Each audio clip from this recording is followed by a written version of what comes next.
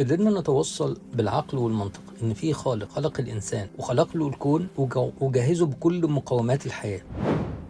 الحمد لله وحده، والصلاة والسلام على من لا نبي بعده.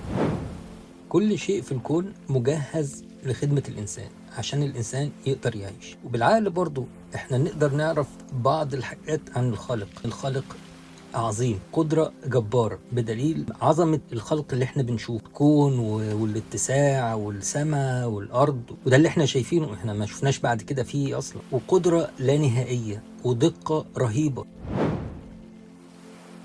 كل شيء ماشي في الكون بدقة متناهية، مفيش حاجة بتتغير عن المكتوب لها. كل حاجة، البقرة بالحجم بتاعها ده كله كام طن، تلاقي ولد صغير ماسكها بحبل كده وماشي بيها، ما تقدرش تخرج عن اللي هو ماشية من هنا لهنا، ما تقدرش تتحرك. كل حاجة ماشية تبع الأوامر اللي عندها.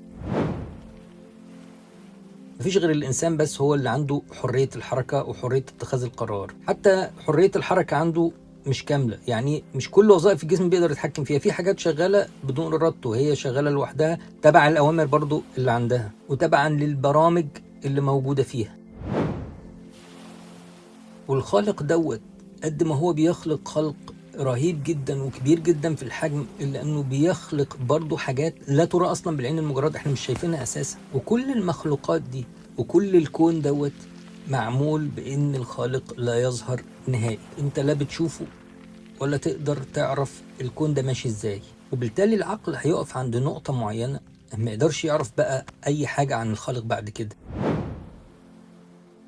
يعني مثلا أنا بالعقل بقدر أعرف إنه أكيد خلقي أنا كإنسان وخلق الكون دوت ليا المسخر لخدمتي ده أكيد وراه سبب، أكيد وراه حكمة، في سبب وراء هذا الخلق. لكن أنا أقدر أعرف السبب؟ لا. أنا أقدر أعرف الحكمة من وراء الخلق ده؟ لا. طب أنا مطلوب مني إيه؟ أي إنسان بيعمل حاجة، بيصنع حاجة، بيصنعها لهدف معين، مطلوب منها تعمل حاجة معينة. أنا كإنسان مطلوب مني أعمل إيه؟ مش هقدر أعرف ده. العقل بيقف هنا. إذا أمنت إن في خالق وراء هذا الإنسان، فأعرف إنه خلقه لهدف معين وفي سبب معين وراء هذا الخلق. نكمل المرة الجاية إن شاء الله.